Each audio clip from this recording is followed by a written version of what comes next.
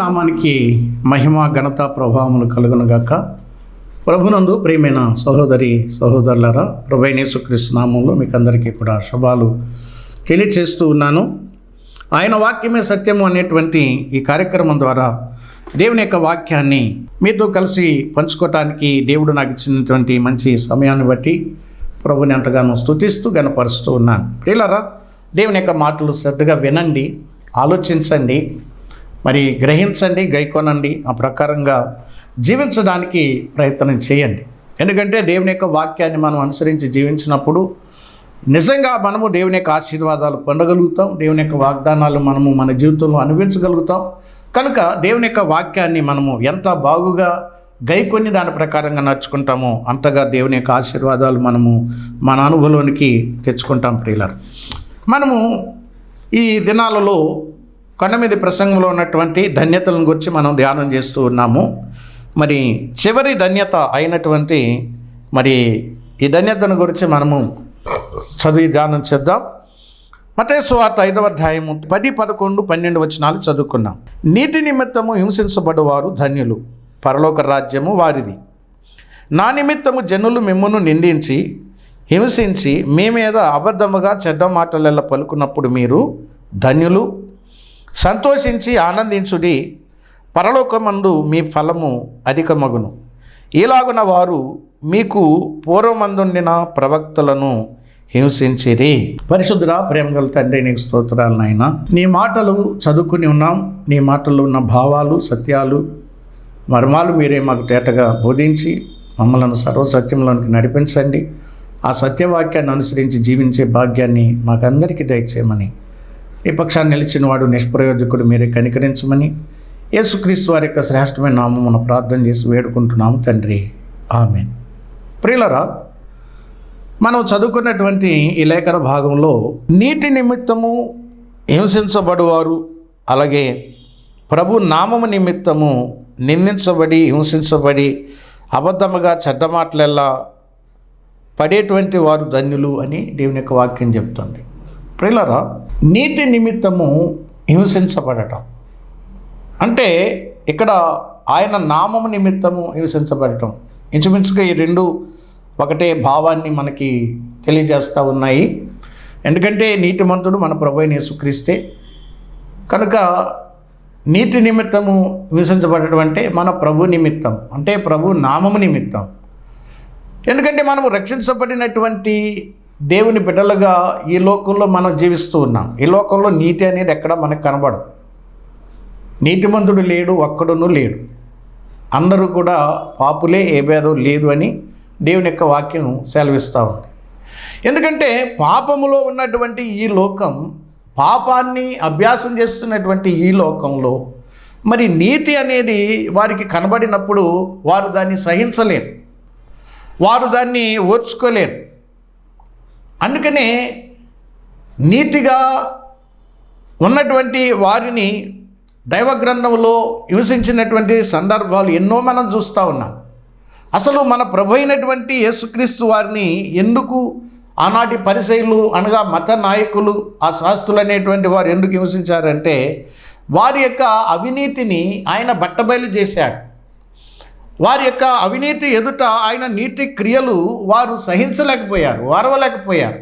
కనుకనే యేసు ప్రభు వారిని హింసించారు, ఆఖరికి సిలువేసి ఆయనను చంపేశారు. కాబట్టి ఇక్కడ ఈ లోకంలో మనము జీవిస్తున్నప్పుడు ఖచ్చితంగా నా నిమిత్తము జనులు మిమ్మల్ని నిందిస్తారు, హింసిస్తారు, నా నామము నిమిత్తము మీరు నిందలు పడతారు, అవమానాలు పడతారు, నా నామము నిమిత్తము మీరు ద్వేషించబడతారు అని ప్రభు ముందుగానే చెప్పాడు. అయితే అవి మీరు అనుభవిస్తున్నప్పుడు మీరు ధన్యులు అని చెప్పాడు. ప్రియులారా, గమనించండి.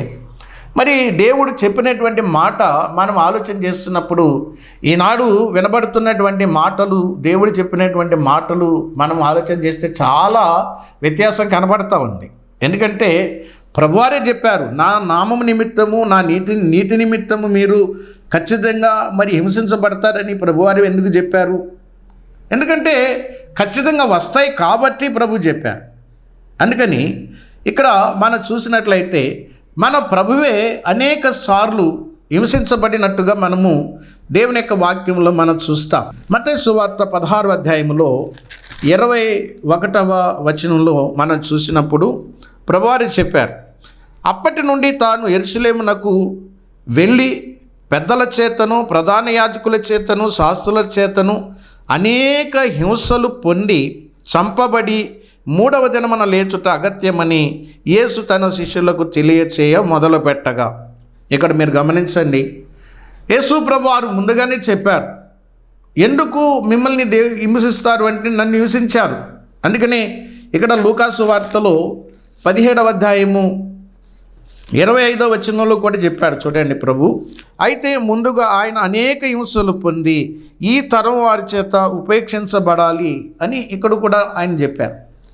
మాత్రమే కాదు, మరి యోహాను సువార్తలో 5వ అధ్యాయము 16వ వచనంలో మనం చూసినట్లయితే ఇక్కడ కూడా మనము ప్రభువారిని కూర్చున్నటువంటి సంగతి మనం చూస్తూ ఉన్నాం.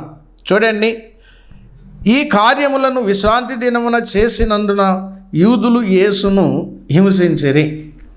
ప్రియులారు గమనించండి, మనల్ని ఎందుకు హింసిస్తారు? ఈ లోకంలో మనం ఎందుకు హింసలు పొందాలి అంటే, మన ప్రభువారు, మన రక్షకుడు, మన విమోచకుడు, మన గురువు ఆయన ఈ లోకంలో ఉండగా హింసించబడ్డాడు. ఆయన ఎన్నో హింసలు పొందాడు, ఎన్నో బాధలు, కష్టాలు, నిందలు, అవమానాలు, శ్రమలు ఎన్నో అనుభవించాడు. కాబట్టి ఖచ్చితంగా మరి మనలను హింసిస్తారు అని దేవుని యొక్క వాక్యంలో మనం చూస్తూ ఉన్నాం.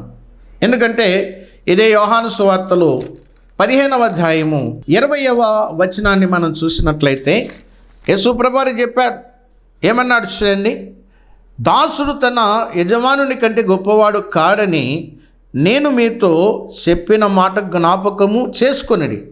లోకులు నన్ను హింసించిన ఎడల మిమ్మును కూడా హింసింతురు, నా మాట గైకొనిన ఎడల మీ మాట కూడా గైకొందురు అన్నాడు.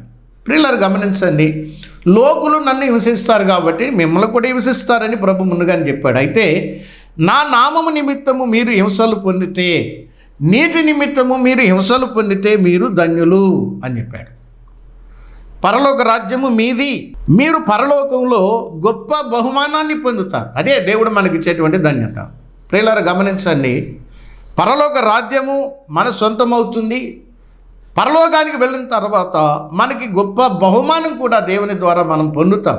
అందుకని మనము హింసించబడినప్పుడు ఇది ధన్యతగా మనం భావించాలి. ప్రియులారా గమనించండి, ప్రభువారు చెప్పారు, మిమ్మును హింసిస్తారు, మీ మీద అబద్ధముగా చెడ్డ మాటలల్లా పలుకుతారు అని ముందుగానే ప్రభు చెప్పారు. కాబట్టి ఈ హింసల గుండా మనం వెళితే అది మనకు ధన్యత అని ప్రభువారు చెప్పారు. కనుక మనకి ఖచ్చితంగా హింసలు వస్తాయి. మాత్రమే కాదు, మత్తయి సువార్త మరి 13వ అధ్యాయము 21వ వచనంలో మనం చూసినప్పుడు ఇక్కడ ప్రభువుని హింసించారు కాబట్టి మనకి హింసలు వస్తాయని ప్రభు చెప్పారు.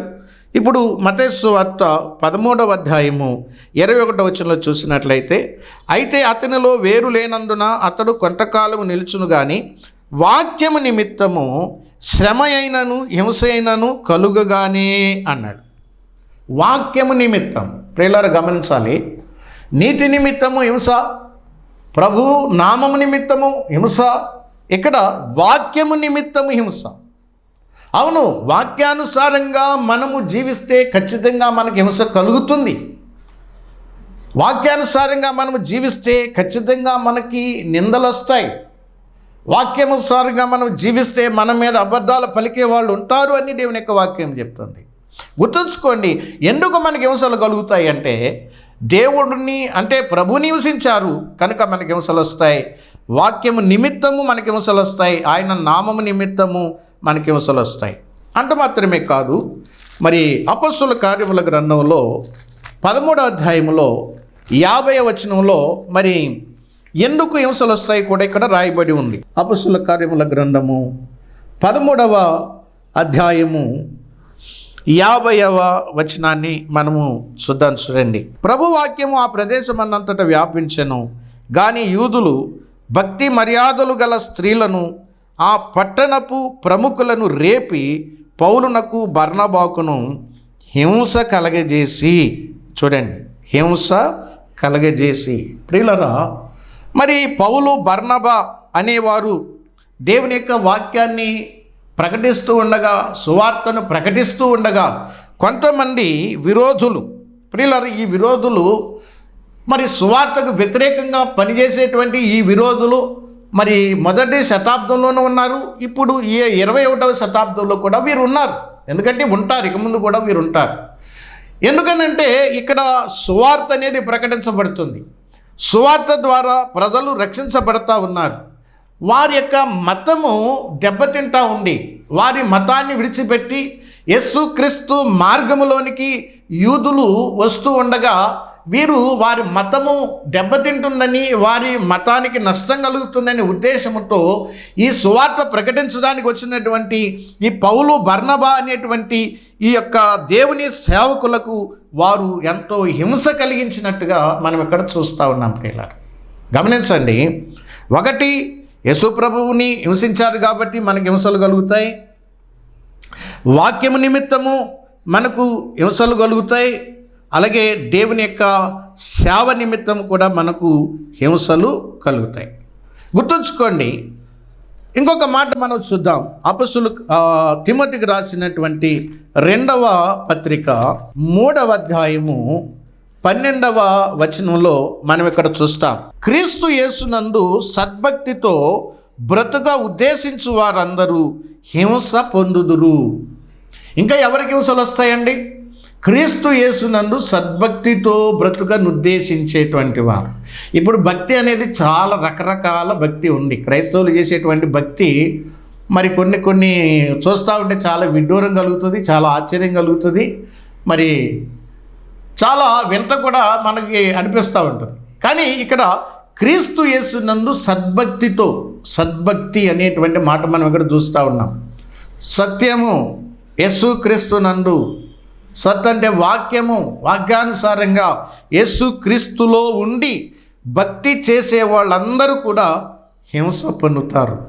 ప్రియమైన వారలారా, నువ్వు ఎప్పుడైతే సత్యాన్ని అనుసరించి, వాక్యాన్ని అనుసరించి, యేసు ప్రభుని అనుసరించి ఎప్పుడైతే ఈ లోకంలో నువ్వు భక్తి చేస్తావో అప్పుడు ఖచ్చితంగా నీకు హింసలు వస్తాయి.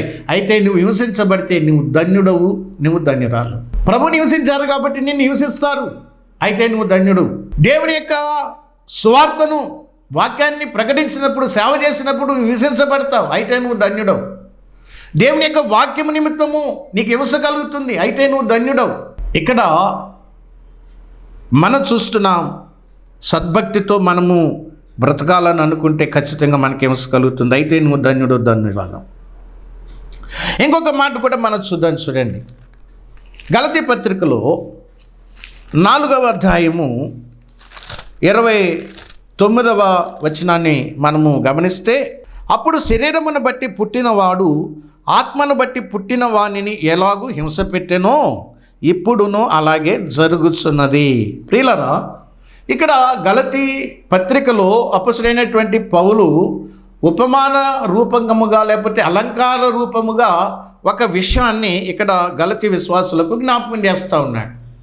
ఇక్కడ శరీరమును బట్టి పుట్టినవాడు ఎవడు అంటే ఇష్మాయేలు. అబ్రాహాముకి హాగరుకి పుట్టినవాడు ఇష్మాయేలు. మరి వాగ్దానమును బట్టి పుట్టినవాడు ఎవరు అంటే ఇస్సాకు. కాబట్టి ఈ శరీరమును బట్టి పుట్టినటువంటి ఇష్మాయేలు మరి వాగ్దానమును బట్టి పుట్టినటువంటి ఇస్సాకుని హింసించాడు. ఈనాడు కూడా వాళ్ళు హింసిస్తూ ఉన్నారు. మరి ఇష్మాయేలు సంతానమైనటువంటి అరబ్బులు, ఇస్సాకు సంతానమైనటువంటి ఇశ్రాయేలు ప్రజల మధ్య పోరాటాలు జరుగుతూనే ఉన్నాయి. ఎందుకంటే వీడు శరీరానుసారమైనటువంటి మనిషి, ఈ శరీరమును బట్టి పుట్టినటువంటి వాడు. ఇప్పుడు మనము సంఘంలో చూస్తున్నప్పుడు ఇదే మనకు కనబడతా ఉంది. ఏమిటంటే ఇప్పుడు శరీరానుసారమైనటువంటి మనసు కలిగినటువంటి వారు ఉన్నారు సంఘాల్లో, అలాగే ఆత్మానుసారులైనటువంటి వాళ్ళు కూడా సంఘాల్లో ఉన్నారు.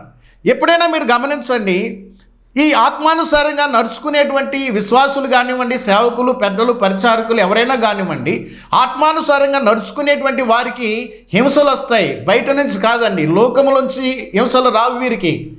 వీరికి ఎవరి ద్వారా హింసలు వస్తాయంటే సంఘములోనే ఉన్నటువంటి శరీర సంబంధులైనటువంటి విశ్వాసులు, సేవకులు, పెద్దలు, పరిచారకుల ద్వారా ఆత్మ సంబంధులైనటువంటి వీరికి హింసలు కలుగుతాయి అని దేవుని యొక్క వాక్యం చెప్తా ఉంది. పై వచనాలు మనం చూసినప్పుడు అక్కడ పౌలు చెప్తున్నాడు, పెనిమిటి లేని దాని పిల్లలు ఎక్కువ మంది ఉన్నారు, పెనిమిటి గల దాని పిల్లలు తక్కువ మంది ఉన్నారు. పెనిమిటి గల దాని పిల్లలు అంటే మరి అబ్రహాము మరి శారా వీరిద్దరికీ పుట్టినటువంటి పిల్లలు, వీరు ఆత్మ సంబంధులు, వీరు తక్కువ మంది ఉన్నారు. అలాగే హాగరుకి అబ్రాహాముకి పుట్టినటువంటి పిల్లలు ఇష్మాయిలీలు, శరీర సంబంధులు ఎక్కువగా ఉన్నారు సంఘాలలో. గమనించాలి ప్రియులరా, నీవు ఆత్మ సంబంధిగా సంఘంలో ఉన్నందుకు నీకు హింస వస్తుంది. అయితే నువ్వు ధన్యుడవు, నువ్వు ధన్యురాలు. ఎవరిని బట్టి వస్తుంది? ఇదిగో శరీర సంబంధంగా ఆలోచన చేసేటువంటి వారు. రోమాపత్రిక 8వ అధ్యాయంలో చెప్పాడు, ఈ శరీర సంబంధాలు ఎప్పుడు కూడా శరీర విషయాల మీదే మనసు ఉంచుతారు. వీళ్ళ సంభాషణ చూస్తే శరీర విషయాల మీదే వీళ్ళ సంభాషణ ఉంటుంది. వీరు ఈ దేవుని యొక్క వాక్యానికి లోబడనేరరు అని దేవుని యొక్క వాక్యం చెప్తుంది. వీళ్ళు బోధించే వాళ్ళే, వీళ్ళు మరి దేవుని యొక్క వాక్యాన్ని చదివే వాళ్ళే, కానీ అనుసరించే వాళ్ళు మాత్రం కాదు. ఎందుకంటే వీరు ధర్మశాస్త్రానికి, దేవుని యొక్క వాక్యానికి లోబడరు. ఈనాడు బోధకులు ఎక్కువ ఉన్నారు, కానీ బోధన అనుసరించే వాళ్ళు చాలా తక్కువ ఉన్నారు. ఎందుకంటే వీరు శరీర సంబంధులు. ఈ శరీర సంబంధులు మరి ఆత్మ సంబంధులైనటువంటి వారిని హింసిస్తారు అని దేవుని యొక్క వాక్యాన్ని బట్టి నేను జ్ఞాపకం చేస్తూ ఉన్నాను. ప్రియమైన స్నేహితుడా, సోదరి, నువ్వు ఆత్మ సంబంధి అయితే సంఘంలో నీవు శరీర సంబంధి ద్వారా నువ్వు హింసించబడతావు. ఇది ఒక కారణం. అందుకనే ఇక్కడ అపోస్తలుడైనటువంటి పౌలు ఒక సంగతి జ్ఞాపకం చేశాడు. చూడండి, ఇదే గలతీ పత్రికలో 6వ అధ్యాయంలో 14వ వచనం చూద్దాం. అయితే మన ప్రభు అయిన యేసుక్రీస్తు శిలువ యందు తప్ప మరి దేని యందును అతిశయించుట నాకు దూరమగును గాక. దాని వలన నాకు లోకమునకు నేనును శిలువ వేయబడి ఉన్నాము అంటాడు. 12వ వచనంలో కూడా మనం చూసినట్లయితే, శరీర విషయమందు చక్కగా అగపడుగోరు వారెవరు, వారు తాము క్రీస్తు యొక్క శిలువ విషయమై హింస పొందకుండుటకు మాత్రమే సున్నతి పొందాలని మిమ్మల్ని బలవంతము చేయుచున్నారు. అయితే వారు సున్నతి పొందిన వారైనను ధర్మశాస్త్రమును ఆచరింపరు. తాము మీ శరీర విషయమందు అసహించు నిమిత్తము మీరు సున్నతి పొందాలని వారు కోరుచున్నారు. వీళ్ళు సున్నతి సంబంధులు, వీళ్ళు శరీర సంబంధులు. శరీర క్రియలకు వారు ప్రాధాన్యత ఇస్తారు. శరీరమందు చక్కగా అగపడుగోరేటువంటి వారు అంటే ఏంటి? సిలువ అనేది వీరికి నచ్చదు. సిలువ అంటే ఏంటండి? శ్రమలు, హింసలు, బాధలు, కష్టాలు, నిందలు, అవమానాలు ఇవన్నీ ఉన్నాయి. కానీ వీరు దీన్ని అంగీకరించరు, ఈ సిలువను అంగీకరించరు. ఈ సిలువను గుర్చినటువంటి ఆ బోధ చేయరు. ఈ సిలువ శ్రమలు వారు అంగీకరించరు. ఎందుకంటే శరీరంలో చక్కగా అగపడేటువంటి వారు. ఎందుకంటే వీరు శరీర రీతిగా చాలా బాగుంటారు. అబ్బో, వీళ్ళ గురించి మనం ఏం చెప్పక్కర్లేదు, మీకు తెలుసు. ఈ శరీరమందు చక్కగా అగపడిగోరే వారు ఎవరైతే ఉన్నారో వారు హింసించబడడానికి అస్సలు ఒప్పుకోరు. అంటే వీళ్ళ సేవ అంతా ఏంటంటే హైటెక్ సేవ. హైటెక్ బస్సులు ఉండేవి కదండి, కుదుపు తగలకుండా ప్రయాణం చేయాలా, ఎక్కడ నొప్పి తగలకూడదు అన్నమాట ప్రయాణం చేస్తే. కాబట్టి వీళ్ళు యేసు ప్రభువు నిమిత్తము కానీ, ఆయన నామం నిమిత్తం కానీ, నీతి నిమిత్తము కానీ హింసించబడరు. మన పైన చెప్పుకున్నటువంటి ఈ విషయాలన్నీ కూడా వీళ్ళకి వర్తిస్తాయి. ఈ వరుసలో ఉన్నటువంటి వేటి గురించి కూడా వీరు హింసించబడటానికి అంగీకరించరు. చాలా పైకి బాగా కనపడతా ఉంటారన్నమాట. అంటే శ్రమలను మరి అంగీకరించినటువంటి వారు, ప్రభు నిమిత్తము ఎటువంటి నింద కానీ బాధ కానీ మాకు రాకూడదు అంటే అలాగ వచ్చేటువంటి చోటికి వీరు వెళ్ళరు. వచ్చేటువంటి పని కూడా వీళ్ళు ఏం చేయరు. ఉదాహరణకి బహిరంగ సువార్త ఉన్నదనుకోండి, బహిరంగ సువార్తకు వెళ్ళేటప్పుడు మరి అక్కడ సువార్త ప్రకటిస్తున్నప్పుడు ఏం జరుగుద్దో తెలియదు, ఎటువంటి వ్యతిరేకతలు వస్తాయో తెలీదు, ఎటువంటి పరిస్థితి అక్కడ ఉంటుందో తెలీదు. అక్కడ ఉండడానికి సరైనటువంటి వసతి ఉండదు, తినడానికి సరైనటువంటి ఆహారం ఉండదు. ఇక ఇటువంటి రకరకాలైనటువంటి ఈ యొక్క పరిస్థితులను వారు ఫేస్ చేయడానికి వారు అంగీకరించరు. ఎందుకంటే వాళ్ళకి సుఖం కావాలి. ఎందుకంటే ఇవి అంత్య దినాలు, అపాయకరమైనటువంటి దినాలు అని తిమోతికి రాసినటువంటి 2వ పత్రిక 3వ అధ్యాయంలో ఒక లిస్టు చెప్తూ పౌలు, మరి వీరు దేవుని కంటే సుఖానుభవమును ఎక్కువగా ప్రేమించేటువంటి వారు, వీళ్ళే సున్నతి సంబంధులు అంటారు వీరు. ఈ సున్నతి సంబంధుల ద్వారా మరి ఈ ఆత్మ సంబంధులకు హింసలు వస్తాయి. వీరిని శరీర సంబంధులు అని మనం చెప్పుకున్నాం. ఎందుకంటే వీరు శరీరరీతిగా చక్కగా అగపడాలని కోరుకునేటువంటి వారు. అబ్బో, ఇంక నేను చెప్పాల్సింది ఏమి లేదు, మీకే తెలుసు, ఆలోచన చేయండి. కాబట్టి వీరి ద్వారా హింసలు వస్తాయి. అయితే పౌలు ఏమంటున్నాడు? నేను సిలువ యందు తప్ప నేను దేని యందు అతిశయించను. ఎందుకంటే నేను దినదినము చనిపోతున్నాను. నా ప్రభు నిమిత్తం, నా ప్రభు వారి యొక్క సువార్త నిమిత్తం నేను నమ్మకస్తున్నని, నా ప్రభు నాకు అప్పగించినటువంటి సువార్త పరిచర్య చేసేటువంటి ఆ వరుసలో, ఆ క్రమంలో నాకు అనేకమైనటువంటి శిలువ శ్రమలు వచ్చినప్పుడు వాటిలో నేను అతిశయిస్తున్నాను, ఆనందిస్తున్నాను, సంతోషిస్తున్నాను. ప్రియులారా గమనించండి, ప్రభు చెప్పాడు, మీరు ఆ విధమైనటువంటి శిలువ శ్రమలను అనుభవిస్తూ సంతోషిస్తూ మరి ముందుకు సాగిపోయినట్లయితే మీకు నిజంగా సంతోషం కలుగుతుంది, నిజంగా పరలోకంలో మీకు బహుమానం కలుగుతుందని దేవుని యొక్క వాక్యంలో మనము గమనిస్తూ ఉన్నాం. ఇది ఒకటి మనం చూద్దాం. చూడండి, అపొస్తలుల కార్యాల గ్రంథంలో 5వ అధ్యాయము 40వ వచనం నుండి ఒక మాట, ఒక సంఘటన అక్కడ మనం చూస్తాం. చూడండి, వారు అతని మాటకు సమ్మతించి అపొస్తలులను పిలిపించి కొట్టించి యేసు నామమును బట్టి బోధింపకూడదని ఆజ్ఞాపించి వారిని విడుదల చేసిరి. ఆ నామము కొరకు అవమానము పొందుటకు పాత్రులని ఎంచబడినందుకు వారు సంతోషించుచు మహాసభ ఎదుట నుండి వెళ్ళిపోయిరి. ఇక్కడ మీరు గమనించండి ప్రియులరా, వాళ్ళు సంతోషించిరి అనే మాట చూస్తున్నాం. దేన్ని బట్టి సంతోషించారు మీరు గమనించారు ఇక్కడ ఈ మాట ఏమన్నారు? ఆ నామము కొరకు అవమానము పొందుటకు పాత్రులని ఎంచినందుకు. ప్రభువా, నీ నామము నిమిత్తము ఈ దెబ్బలు తినడానికి మమ్ములను పాత్రులుగా ఎంచినందుకు నీకు స్తోత్రమయ్యా.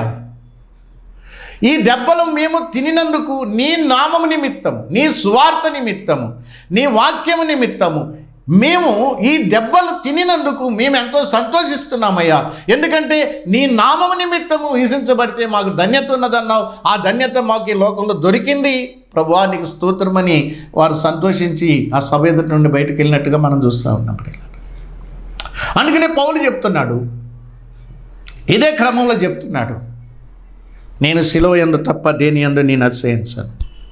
నా ప్రభు శ్రమల యందు తప్ప నేను దేని యందు అతిశయించను. నన్ను శ్రమ పడటానికి దేవుడు నాకు ఈ పరిచర్య అప్పగించాడు. నా ప్రభు పరిచర్య నిమిత్తము నాకు ఎన్ని శ్రమలు వచ్చినా నాకు సంతోషమే, నాకు ఆనందమే అని చెప్తున్నాడు.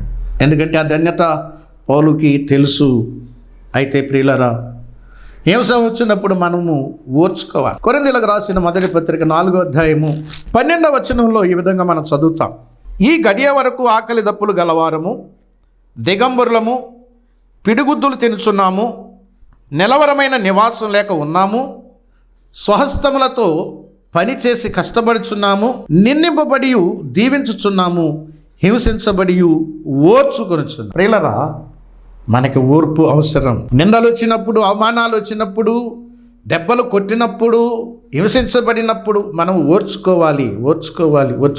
ఓర్పు అనేది చాలా గొప్పది ప్రియుల. రెండవదిగా మనం చూసినప్పుడు ఇదే రోమా పత్రికలో మనము ఇందాక చదువుకున్న 12:14 మిమ్మల్ని ఎవరైనా హింసిస్తే ఇక్కడ చెప్పాడు 14 వచనంలో, మిమ్మను హింసించు వారిని దీవించండి. మిమ్మల్ని హింసించే వారిని దీవించండి కానీ సేపించవద్దు. ప్రియులరా గమనించండి, మనకి ఎవరైనా హింస కలిగితే మనకి వెంటనే ఒక చెడ్డ తలంపు మనకి రావడం అనేది మనకు తెలుసు. వద్దు. బైబిల్ ఏం చెప్తుందంటే, నీవు హింసించబడుతున్నప్పుడు ఓర్చుకో. రెండవది ఏంటంటే, నిన్ను ఎవరైనా హింసిస్తే వారి కొరకు నువ్వు ప్రార్థన చేయి అని కింద చెప్పాడు. హింసిస్తే నువ్వు దీవించు అన్నాడు. ఎంత మంచి మాట అండి. అవును, మనము దీవించబడిన వారు. ఎందుకు మనం దీవించాలంటే, మనము ఒక మాట జ్ఞాపకం చేసుకుందాం.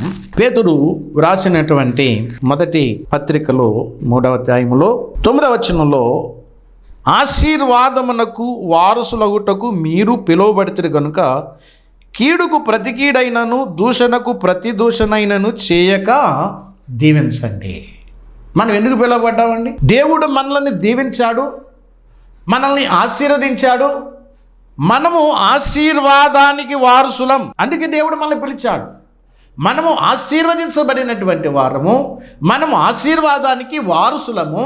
అంతే కనుక అందుకని మనము దీవించాలి, కానీ ఎప్పుడు కూడా సేవించాలి. మనల్ని హింసించే వారిని కూడా మనం దీవించాలండి. మత్తయి సువార్తలో 5వ అధ్యాయంలో 44వ వచనంలో ప్రభువారే స్వయంగా చెప్పారు. చూడండి, నేను మీతో చెప్పినదేమనగా మీరు పరలోకమందున్న మీ తండ్రికి కుమారులై ఉండున్నట్లు మీ శత్రువులను ప్రేమించుడి, మిమ్మల్ని హింసించు వారి కొరకు ప్రార్థన. మిమ్మల్ని ఎవరైతే హింసిస్తున్నారో, మిమ్మల్ని ఎవరైతే బాధ పెడుతున్నారో, వాళ్ళు విశ్వాసులు కావచ్చు, వాళ్ళు అవిశ్వాసులు కావచ్చు, ఎవరైనా కానీ. నేను ముందుగానే చెప్పాను కదా, మరి శరీర సంబంధులైనటువంటి వారి వలన ఆత్మ సంబంధులకు హింస కలుగుతుందని చెప్పాను. అలాగే బయట వారి వల్ల కూడా మనకి హింస కలుగుతుందని చెప్పాను. వాక్య నిమిత్తము, సువార్త నిమిత్తము, మరి సద్భక్తితో బ్రతికే నిమిత్తము, ఇవన్నీ కూడా ముందుగానే మీకు జ్ఞాపకం చేశాను. కాబట్టి ఈ వరుసలో ఎవరి చేతనైనా మీరు హింసించబడితే వారి కొరకు మీరు ప్రార్థన చేయండి, వారిని దీవించండి, ఓర్చుకోండి. అలా చేస్తే మీకేం కలుగుతుంది? చూడండి, ఇది మత్తయి సువార్త 5వ అధ్యాయం 12వ వచనంలో చెప్పాడు, సంతోషించండి, ఆనందించండి, పరలోకమందు మీ ఫలము అధికమగును. ఎలాగున వారు మీకు పూర్వమందుండిన ప్రవక్తలను కూడా హింసించారు. ఫలమున్నది ప్రియులారా. మనము ఇక్కడ ఇవన్నీ అనుభవిస్తే రేపొద్దున దేవుని సన్నిధిలో మనము ఫలాన్ని పొందుతాం. పేతురు చెప్పాడు, మెప్పు ఉన్నది, మహిమ ఉన్నది, ఘనత ఉన్నది. ఆనాడు పరలోకములో దేవుని దూతల ఎదుట ఆ పరలోక సింహాసనం మీద ప్రభు కూర్చుని, బలా నమ్మకమైన మంచి దాసుడా, నా నామము నిమిత్తము నువ్వు ఇన్ని అనుభవించావు కాబట్టి నీకు ఫలానా బహుమానమని ప్రభు మనకి అక్కడ చెప్పినప్పుడు మనకెంత ఘనత, ఆ మెప్పును బట్టి దేవుడు మనకి ఇవ్వబోయేటువంటి మహిమను బట్టి మనకి ఎంత ఘనత కలుగుతుందో చూడండి. మీ పరలోకములో మీ ఫలం అధికమవుతుంది అన్నాడు. అంటే ఈ లోకంలో మనకి సంతోషం కలుగుతుంది, ప్రభు నామము నిమిత్తం మనం హింసించబడినందుకు. పరలోకానికి వెళ్ళిన తర్వాత మరింతగా ఎక్కువైనటువంటి మరి ఫలం పరలోకంలో మనం పొందుతామని దేవుని యొక్క వాక్యంలో మనం చూస్తున్నాం. మార్కు సువార్త 10వ అధ్యాయము 30వ వచనంలో కూడా ప్రభువారు ఒక మాట చెప్పారు. చూడండి, మార్కు సువార్త 10వ అధ్యాయము 30వ వచనంలో, ఇప్పుడు ఇహమందు హింసలతో పాటు నూరంతలుగా అనే మాట చూస్తున్నాం. నూరంతలుగా హింసలతో పాటు ఈ లోకంలో నూరంతల ఫలం నువ్వు పొందుతావు. ఒకటి కాదండి, ఒకటికి ఒకటి కాదు, ఒకటికి 100 రెట్లు. ఆహా, ఈ లెక్క ఎంత బాగుందో మీరు ఆలోచన చేయండి ప్రియులారా. ఈ లోకంలో నువ్వు పొందేటువంటి ప్రభు నిమిత్తం నువ్వు పొందేటువంటి ఏ హింస అయినా, ఏ బాధ అయినా, కష్టమైనా రేపు పరలోకంలో 100 అంతలు పొందుతావు, ఈ లోకంలో కూడా 100 అంతలు పొందుతావు అని దేవుని యొక్క వాక్యంలో మనం చదువుతున్నాం. కాబట్టి హింసించబడుచున్న మీరు ధన్యులు. అలాగనే కొనసాగండి, ఆనందించండి, సంతోషించండి, ప్రభు కొరకు జీవించండి. అట్టి కృప దేవుడు మనందరికీ దయచేయును గాక. పరిశుద్ధుడా, ప్రేమగల తండ్రి, నీకు స్తోత్రాలు. మీరు అనుగ్రహించినటువంటి ఈ వాక్య తలంపులను బట్టి మీకు స్తోత్రాలు చెల్లిస్తున్నాం. విన్న వాక్యాన్ని మా హృదయంలో భద్రంగా దాచుకుని దాన్ని నెమరు వేసుకుంటూ ఆ ప్రకారంగా నడుచుకుంటూ మీరిచ్చేటువంటి ధన్యతలను మేము అన్నీ అనుభవించడానికి కావాల్సిన నీ కృపను మాకు అనుగ్రహించమని, సహాయం చేయమని యేసుక్రీస్తు ప్రభు నామంలో ప్రార్థన చేసి వేడుకుంటున్నాం తండ్రి. ఆమేన్.